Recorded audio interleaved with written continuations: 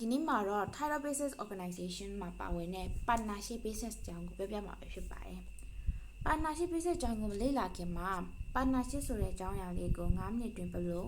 memorizing လုပ်ရမလဲ။ပထမဆုံးမြင်လာအောင်လို့ဒီလိုမျိုးပုံလေးတွေနဲ့ဖော်ပြထားပါတယ်။ Okay ပုံလေးတွေကြည့်ပြီးလို့ရှိရင်နည်း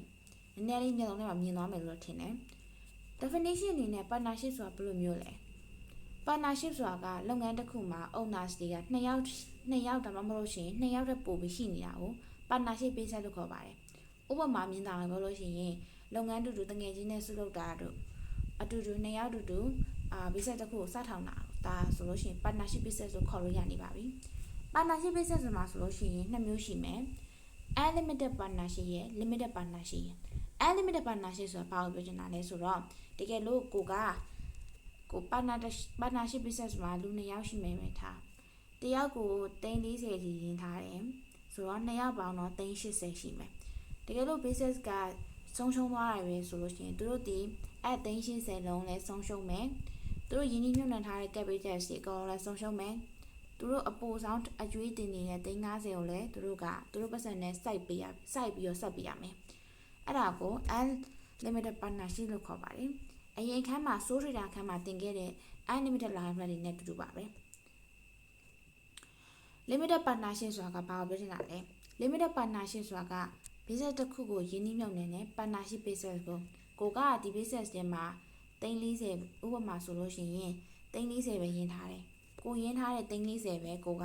ဆုံးရှုံးမှာဖြစ်ပြီးတော့ကျန်တဲ့အကျွေးတင်တဲ့ပတ်စံတွေကိုကိုကစိုက်ဆက်ပေးစရာမလိုပါဘူးအဲ့ဒါကို limited partnership လို့ခေါ်ပါတယ် okay limited partnership ပြောပြီးတဲ့အခါမှာ advantage disadvantage တွေပြောပြမှာဖြစ်ပါတယ်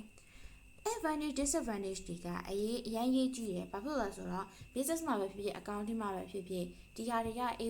AO1 knowledge အနေနဲ့အရေးပါတယ်ပေါ့နော် AO1 ဒီမှာ AO2 AO3 စတဲ့ဟာတွေကိုဆက်ပြီးတော့စဉ်းစားလို့ရမှာဖြစ်တယ်နောက်ပြီးတော့ဒီလိုမျိုး advantage disadvantage တွေက accounting မှာပဲဖြစ် business မှာပဲဖြစ်ဖြစ်အလုံးမြင်များတဲ့ဟာတွေဖြစ်တယ်ပထမတစ်ချက် advantages မှာဘာတွေပါဝင်တာလဲ advantages မှာဆိုလို့ရှိရင် additional finance တွေပါလာမယ် additional finance တွေ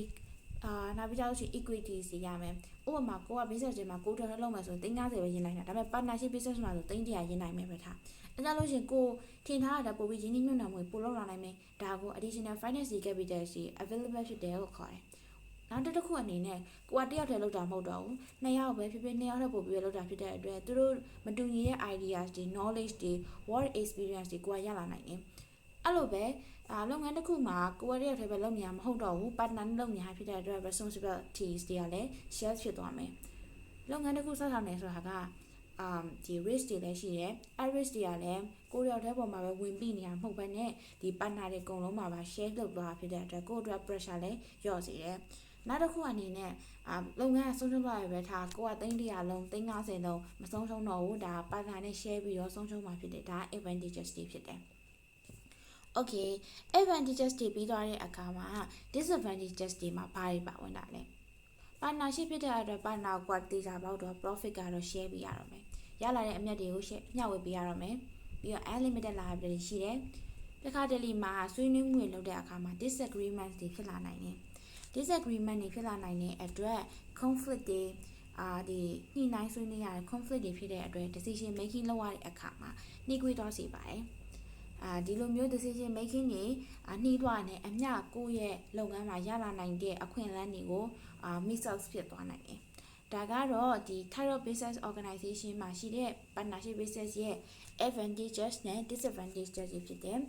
advantages disadvantages တွေကအရေးပါတယ်အကြောင်းမို့လို့ဒီစာလေးမှတ်ဖို့တော့ရေးကြည့်ပါတယ် okay